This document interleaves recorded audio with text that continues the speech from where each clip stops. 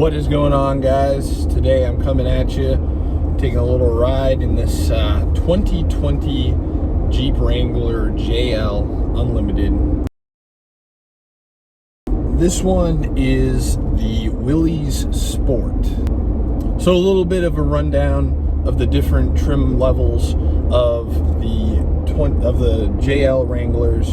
You've got some just basic different levels. You've got the Sport, which is the lowest level. You can't get any real major options in that model. You know, it's crank windows, power, manual locks. Everything is just as basic as it goes. And then you've got the Sport S, which has the power options, the power windows, power locks.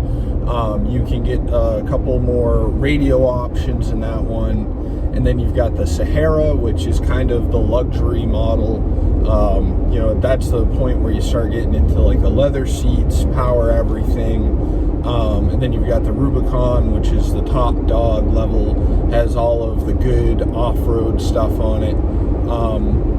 So essentially, after that, you've got a couple of middle levels like the Willys Sport, the Willys, the North Edition, and then you've got the Rubicon Recon Edition, and they're always kind of changing it up from time to time. But essentially, this model is just a Sport with the Willys. So that means that there's a graphics package, has more aggressive tires, has aluminum wheels and all that, but it still only has crank windows, manual locks, and this one even has a manual transmission, which is going to be something that you will not find very often, especially right now. Look at how easy this thing is to roll. I got a neutral, and yeah, I am on super flat ground, smooth ground in the shop, but still, I can just roll this thing so easy. I'm just pushing this with one hand. Just super easy. All right, so now we're on the top side here, and stretch out our camera a little bit. So here we go. Front end. The front end on the JL, I think, is like kind of my favorite thing. It looks cool. Like, I didn't really like the JK front end, and that's why I never really wanted one. I just stuck with a TJ because I thought that it looked better, in my opinion. But this is a lot like a TJ front end. I mean, from a distance, you could almost mistake this for a TJ, or even like a CJ of certain years, but maybe not quite as likely. Just better looking to me, a little bit more forward facing and everything. As you can see, it comes with a couple of little graphics because it is the Willys Sport, so has the nice aluminum wheels, again with the Firestone Destination MT2 tires, which are pretty aggressive. Moving back here, blacked out badging, blacked out wheels. Pretty cool, in my opinion. Mine's got the soft top. It comes as part of the package with the tinted windows, which is an option. I think it's a $500 option otherwise. So here we go here, same thing. This is your rear view camera here, kind of a funny spot. This adds another step. If you ever do have to change your tire, you have to use the supplied Torx kit to take this camera out of your way so you don't do any damage to it when you take the tire on and off. Has this little graphic, which you can tell it attracts a little bit of dirt in the corners of it, but not the end of the world. That's kind of a cool retro graphic on the back. Come around here, same deal over here. It's got all that. Something interesting that they've done with these is they mark what size Torx bit you need on almost everything on it. So this one's a T50, they marked it there. And I like that. That's pretty slick of them. Anywhere they could do it, they did it, and I like that. So we'll go to the inside. Now, mind you, this is dirty. We've been using it. We just got back from taking it through a national park, but give you an idea of the interior. So this thing comes as part of the package with the floor mats. They're kind of like WeatherTech, maybe not quite as nice as WeatherTech's, but they're in that general vein. And I think that these mats, if you were to buy them as like an option on the regular Sport, are $200. So we kind of got already like $700 worth of extras just from getting the Willys package. And then also these rails, they're not like steps, but they are rock slider kind of rails. They protect the bottom of it a little bit, and I like those. I don't know what they cost as part of like a option from Jeep, because this is the only way you can get these rails as far as I'm aware. But my guess is it's probably a $300 option. So that's kind of putting this up to $1,000 in extra options that just come standard with this package. You can see stupid dog hair. That's one thing about this color interior, is like every bit of dog hair, it just sticks. We have to vacuum it out already. We've had the dog in here one day. The Uconnect 5-inch is standard, and it's really basic. It does have satellite radio, and I like it. It's pretty good. It has a backup camera. This is the lowest option radio you can get. Has Bluetooth, has the auxiliary stuff, all that. Ours is a 6-speed, so got that going on. We don't have any of the auxiliary switches, but I believe the switches would go in this area if you had them, but I could be wrong about that. I haven't really been in one that has the auxiliary switches. I kind of wish this one had it, but it doesn't, so I'll have to live with that. Like I said, manual locks, manual windows. Windows are pretty smooth and easy. You know, maybe after a couple of years of ownership, they might not work as nice, but for now, they're working great. Soft top, super easy. You pull the windows, and then literally it's just these two latches here, and then on the other side, super easy. I'm not going to do it right now because I don't want to pull the windows on it, but come in here. The center has, you know, all your pertinent information, your instant fuel mileage, everything that you would expect in a brand new car. You know, but it's pretty basic for the most part. We look back here, has really good interior lights. I mean, thing is bright. Look in the back seat. Right now, we have this dog hammock thing, which actually was really, really nice. I may, if enough people are interested, I may get into some depth about this thing. But essentially, with our dog, she would always fall into the floor all the time, and she would make a hell of a mess with all of her hair. I mean, you can see down here, all this dog hair already. I mean, I'm going to vacuum that up pretty quick here because I don't want it to get just buried in the carpets, but it, you know, it just goes everywhere. So this caught a lot of that mess and everything, you know, that comes along with having dogs. So help keep it nice a little bit longer. That thing was like $65, but it's probably worth it. And you can unzip the middle in case somebody wants to sit in the back. You know, just unzips in the middle, and you can use it like just like a regular seat cover. So move back here. Let's see. So door opens much easier than the TJ door does. This is the problem with having a soft top right here. So this window, in order to open up this section, you've got to like pull this bar out, and then the flaps of the window are like in a channel, and it's a real pain. It doesn't have anything to hold itself up. I guess like kind of what you can do is you can pop it out and throw it on top, but I don't even bother. I just kind of crawl in here and grab what I need. Like, for instance, I had to bring this bar with me. I gotta use this for a piece on my trailer, so I grab that right now. But it does have this little storage area underneath. I like it. It's okay. It locks with this back door, so if you had to go ahead and keep something secure with the top off, if you lock this door, nobody can get to anything in this bin. So it has this panel. I don't know, it says it's trail rail ready, whatever that means. So yeah, but you know, pretty standard. It's a little more of a look. You got a recovery point here from the factory, and then around the front there are two more recovery points here and then here. Very useful. You don't got to crawl on your back in the mud to get to these things. You just literally take a hook. Now, this bumper is only a bumper by technicality. It's just a thin piece of plastic. So just know you don't want to, you're not going to be able to smash this thing off at any rocks anytime soon. My intention is, I couldn't get one of these with the factory trailer receiver on it, which I really wanted to haul our, we don't have trash pickup service where we live. You have to take everything to the dump, and rather than throwing trash bags in the back of my car, I have a little trailer. And so what I'll probably do is start with the back bumper and get one that comes with a receiver in it as part of the bumper itself, and then use that to move my little trailer around when I need to go to the dump and all that. And yeah, have to relocate the license plate as well, I believe.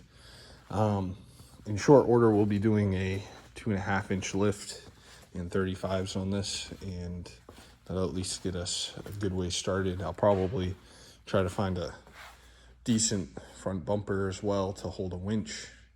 And with that much stuff done, I'll be at least comfortable taking this places without too many other people around us, which, you know, it's just hard to find people that want to go places all the time. All right, so to get under the hood, you just undo these 2 latches, and then there's a little safety latch here, and then pop down our prop rod, because even though it's a brand new vehicle, still does not have anything to hold up the hood other than this rod. So here we go. We got the 3.6 liter engine. Kind of a funny setup. So the serpentine belt, God forbid you ever got to change the serpentine belt, right? Because you pretty much would have to take out the alternator to do it. I mean, maybe there's a way to do it without taking out the alternator. I don't know. But they pretty much put the alternator backwards, and then the serpentine belt stays inside there. Absolutely just a silly way to do this. At least the alternator is easy to get to. Kind of look around here. The oil filter is this little canister here. Put a little socket on there, pull that out, fill your engine oil there. Your oil dipstick is here. I don't have an automatic one, so I don't have a transmission fluid dipstick to show you. Move around to here. We've got these things which can tell if your hood is open, which is something that I don't think was on any previous Jeep that I'm aware of. Maybe on a JK. I never owned one of those, so could be on that, but it wasn't on the TJ for sure. At least not on mine. Here we got the ABS pump. Super easy access if you ever have an issue where you have to replace this pump. It's right here, easy to get to. Your brake cylinder here, master cylinder reservoir. Now, here's something I haven't looked for yet. Clutch master cylinder, which is hidden in this little corner beside the brake master cylinder. So, come down in here, and yes, there it is. And it appears that the clutch master cylinder is supplied by the brake reservoir. So it does not have its own reservoir. Very interesting. So, around here, this is where you fill up your coolant. So, sealed coolant system, you can't fill it up directly in the radiator. Couple of little emissions crap down on the side there. Looks like probably an EGR block of some type. Maybe an EGR cooler or something like that.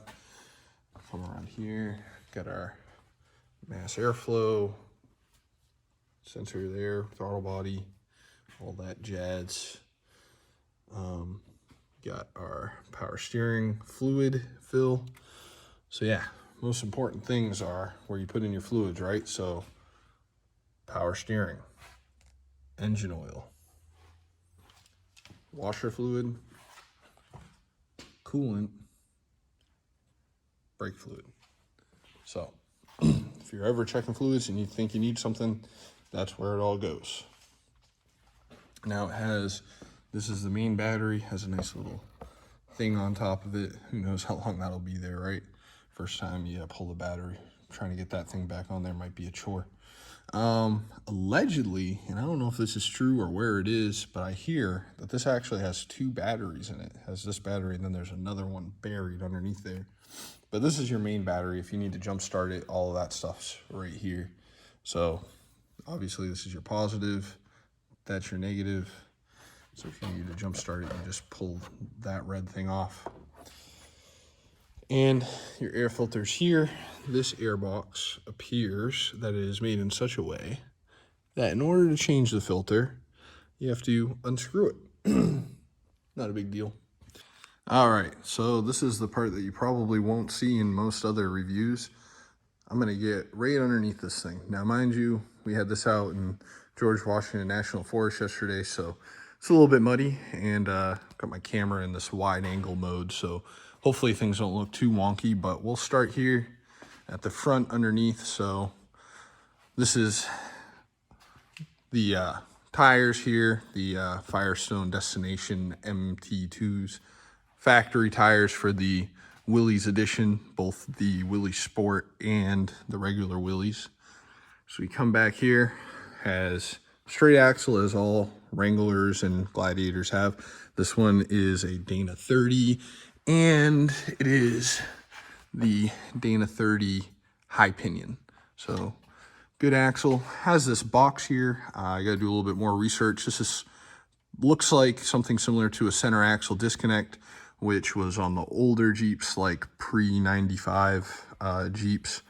And yes, it definitely has some type of disconnect system, because as I turn this, neither the drive shaft nor the other side tire turns. So when it's in two-wheel drive, this axle is not live anymore. Pretty standard drive shaft up here.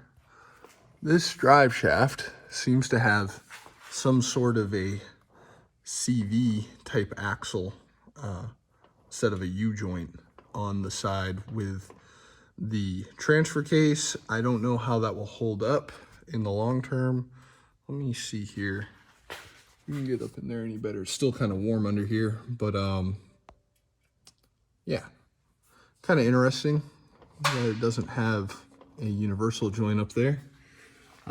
Regular U-joint here though, has pretty nice front drive shaft. Here is the bottom of the engine. This engine has sort of a two-piece sump on it. So it has this piece, which is connected into the transmission bell housing and everything. And then it has this tiny little oil pan here with the drain plug. So that's where you would drain the oil. The filter's up top, which I will show you once we get back on the ground.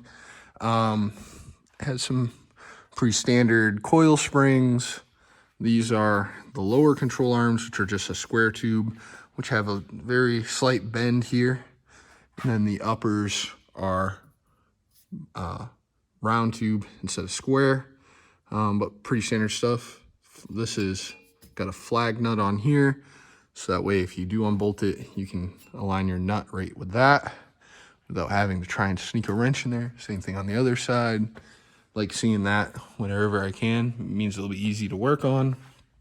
And similar story with this track bar. There is what appears to be some sort of a flag nut here, which goes into the sway bar link, and then another flag nut back here connected to where the track bar connects into here.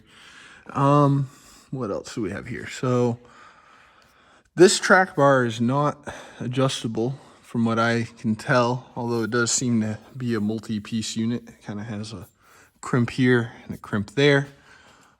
I believe this has an electric assist power steering, but not fully electric, if I remember right. So here's our pitman arm here. Goes right into a pretty beefy drag link here. It's a pretty good size. Now, the adjustment for the drag link is here. So certainly not the easiest thing to align because of this little plastic guard, which on a Rubicon model, this guard would protect your disconnect for the sway bar. It has an electric disconnect. This one does not have that, so it's just kind of here for some type of uniformity in manufacturing. Makes it easier for them to put it together. And right here we have our tie rod, another pretty beefy unit here, much bigger than in previous Jeeps. Not sure what that, some type of a pin, and then this is your adjuster for that. So Cool thing about this is when they do align it, they don't have to take and put a pipe wrench up here. It appears that there's this collar here that you would turn in order to set your alignment, help keep things from getting scratched up and rusty. Steering stabilizer, pretty standard equipment there. This thing has disc brakes all around. As I was saying, the disc brakes on mine are already kind of looking crappy. You know, I got 1,000 miles on it. The rotors were a little bit rusted from sitting, and now that they've cleaned off, they just, they'll never be right. They're going to end up having to replace these on a warranty, but not a big deal. It's a brand new vehicle. I can let them do that. Moving back, I have the manual transmission. So this is the manual transmission. It appears, and I have not looked at a book yet to say for sure, but it appears that your drain should be right here. And I don't know, this may be a fill. It might be kind of hard to see. I believe there may be a fill hole here for the fluid. May be wrong. I would say that you would have to go ahead and check into that. It might fill through the shifter, and there appears to be some part of the slave cylinder here. And so basically, I don't believe this is a cylinder itself. I don't feel, you can't really see it on camera, but I can't feel a bleeder on this. Oh, I might have found something like a bleeder. I guess it does have an external slave cylinder. I guess this piece here is the slave cylinder, so, which is nice. It'll be easy to service, but the fork is still inside. So if something happens with the fork, you can replace the slave cylinder externally, bleed it externally, but replacing the fork would be another story. And then the line, as you can see, my finger kind of runs from here, up this, into there. Easy access to the starter, which is not necessarily the case with all newer vehicles. Some of them are starting to hide them inside the transmission bell housing or under the intake manifold. This one is still in a fairly easy spot to access. Here's one of the bolts. I'm sure the other bolt's just right there. Yes, I can see that. So bolts are easy to get to. Everything about that's easy to get to. All right, we'll continue moving back. So you got fuel lines here. They're pretty well heat protected because the exhaust's right here. So that seems pretty safe to me. I don't have much worry about that. No matter where they would have ran them, they would have had to get somewhere where they needed it. But fuel tank, I believe this is a 20-gallon fuel tank. Filled it up 3 times now, and it's always been like 15 gallons, but obviously I didn't run it completely empty, so it's probably a 15-gallon fuel tank. Very interesting. The tank is on the passenger side. However, the fill is on the driver's side. So as we come back, the tube to fill it is right here. And this seems to be part of the evap system, nothing major. But yeah, it's very interesting that they did it this way. Here we're looking at the rear drive shaft. It's a pretty large drive shaft. And this one has no U-joints on either end. It's just got these, again, CV type shafts, you know, enclosed pieces to pivot. Got the manual transfer case. I don't think that there are any automatic transfer cases for these JL Wranglers. Got some cables here. Here's, yeah, everything's pretty normal with that. So yeah, a lot of soundproofing down here too. As you can see, this heat shield soundproof type stuff, and tons of this sealant, which every way they can seal it and try and soundproof it will make it a better experience for your ride and everything. Now here's where it's kind of dark in here, but here's where the Ebrake cable comes down. I'm going to try and shine some light here. All right, so let's see here, turn the light on. All right, so yeah, this is where your Ebrake cable comes down. Now when you go ahead and ever lift these, what they want you to do usually is unhook the cable and see where that bolt is. They want you to take and wrap this underneath this bar. Seems like Chrysler could have done this themselves originally and just kind of put it like in one of these holes. There's an unused hole right there. They could have used that for the bolt for the Ebrake cable, so people didn't have to do that when they install like the Mopar lift or whatever lift they do decide to go with. But you know, whatever. All right, moving back here, has a Dana 44 rear axle. Pretty standard stuff for Jeeps going back as far as I can remember. Again, has a track bar in the rear, pretty good size track bar at that. Not adjustable. The exhaust is not really ran super intelligently. You know, they kind of put it across the back like this, and it just seems like that's a contact point. If you go over any, you know, hard departure angles, it seems like a good place to get this thing smashed. Here's a spot that's kind of funny to me. This is a pretty bad weld for a factory exhaust. I'm surprised that it looks that bad. I mean, look at this. Look at the, it's just hanging over the edge there. I don't know that I've seen that bad of a weld on a factory unit. Usually they're welded by machines. Apparently not, because this is not good. That'll be probably one of the early failure points on this vehicle. I can tell that already. The muffler itself looks fine. This is like what you normally would see. I know it's got a little bit of mud on it, but this is a pretty normal factory weld. But if you come and compare it to this, not good. The QC here, you know, somebody dropped the ball on that one. Must have been done on a Friday. I'm surprised there isn't pieces of wire hanging off that crummy weld. Coming back here, does have a clamp in it because obviously they can't really assemble it very easily or replace it very easily without a clamp. I don't like the way this is crimped. I understand this is probably done for purposes of trying to make it clearance better and assembly ease and all that, but that's kind of silly looking the way that they smushed it. But yeah, you know, it's just got these factory Mopar shocks. They look kind of cool because they're red, but that's all I can really say about them. They ride nice. Sway bar in the rear, just a skinny one, pretty, once again, typical thing. Longer links in the back. But yeah, that's about all that can be said there. Everything looks as it should. On the back, the upper control arms are square along with the lowers. I don't know that makes any difference what shape they are.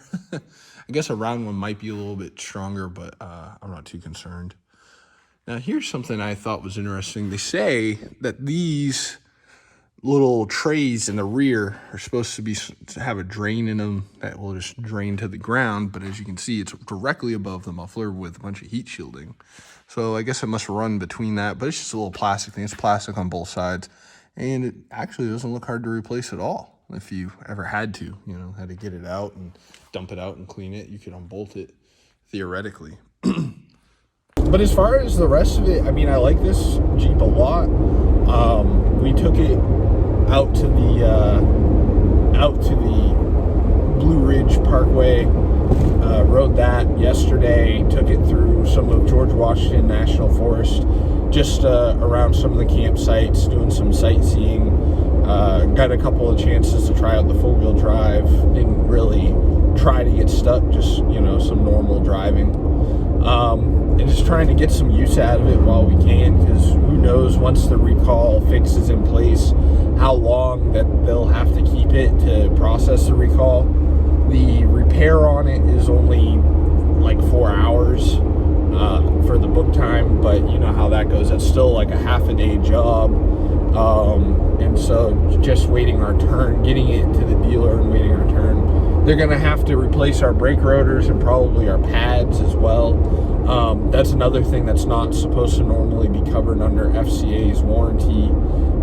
But, you know, we took delivery of it and it's got an issue, and so it really should be covered under warranty because it's not from our use that we're experiencing problems with that. And the alignment's a little bit whacked on it, but I don't want to let them do that because we are going to be putting a lift on this.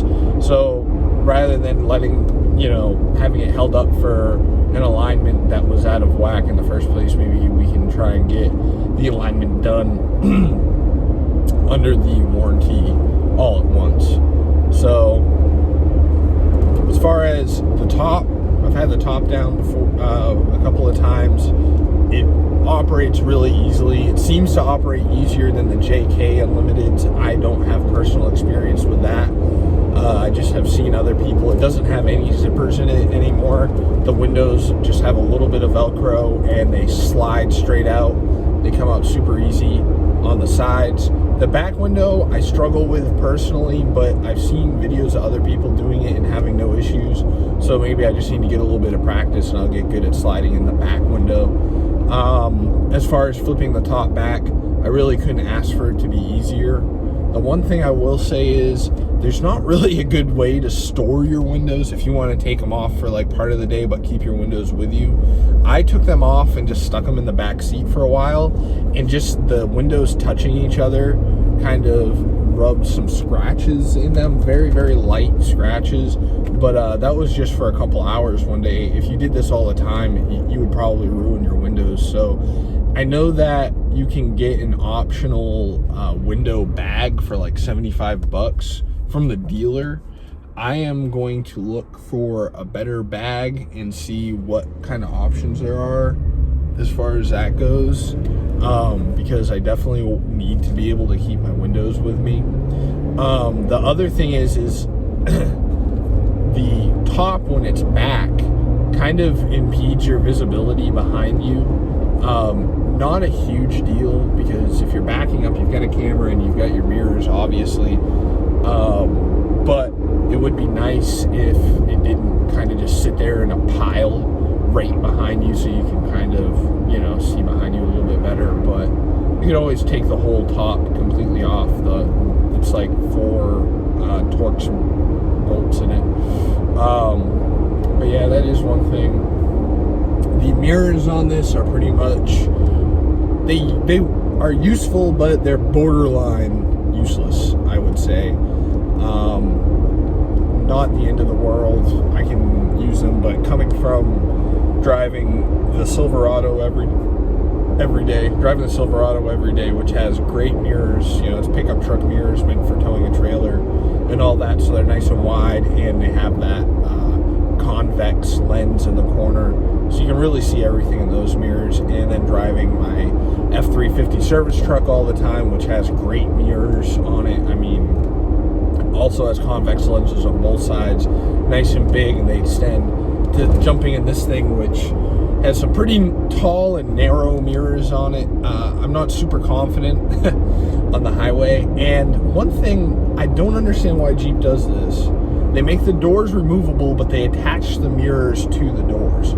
So if you want to be able to ride legally without your doors, you have to buy some aftermarket mirror to replace them.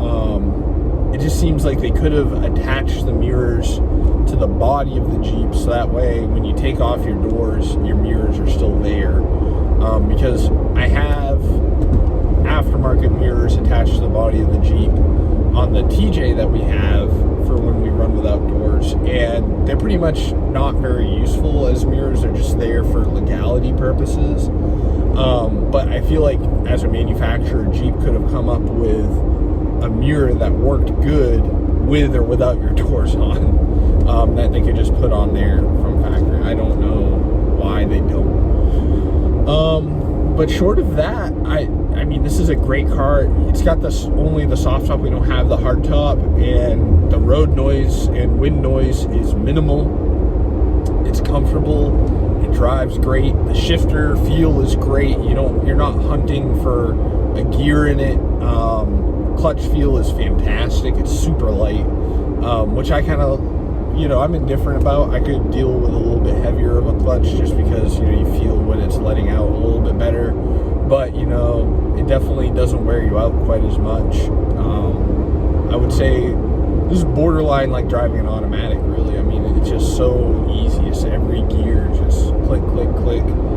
I didn't see many reviews on, manual Wranglers before I bought it, and so it was kind of hard for me to decide, like, do I want a manual JL? Because who knows, right? It's like a mixed bag. Like, I can tell you that the manual TJ, that is a complete slush box for a shifter.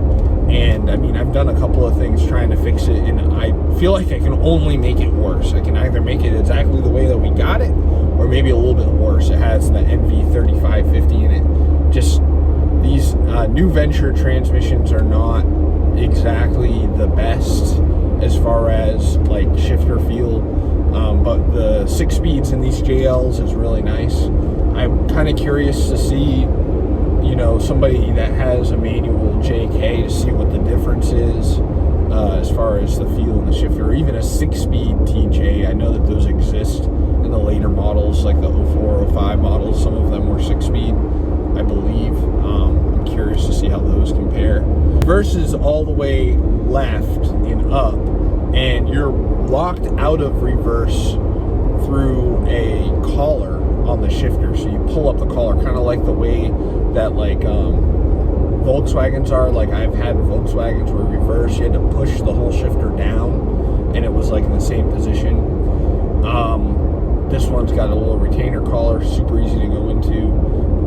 The reverse camera comes right on, super easy, and is actually useful. It's one of the few reverse cameras that I've had that like I feel confident about in any way. It's just looks nice, and you can actually see it. It's sharp. Of course, it's dirty right now. I went to take off yesterday and put it in reverse, and I couldn't see anything out of it because it had a bunch of dust on it and everything. So that's maybe a problem, but you can wash it off, no big deal. Something to keep in mind. Yeah, I mean, it's a great car. I mean, it's a brand new car, so we don't have many bells and whistles in it. Just standard radio, standard everything, except for the Willys package, which is the upgraded wheels and tires, essentially, and graphics. Looks a little bit nicer in some ways. So, yeah, that's pretty much all I got on this. I'll update everybody as things progress, and I will go ahead and update the forum post on this, which you can read more about that. I'll put the link to that forum post in the description.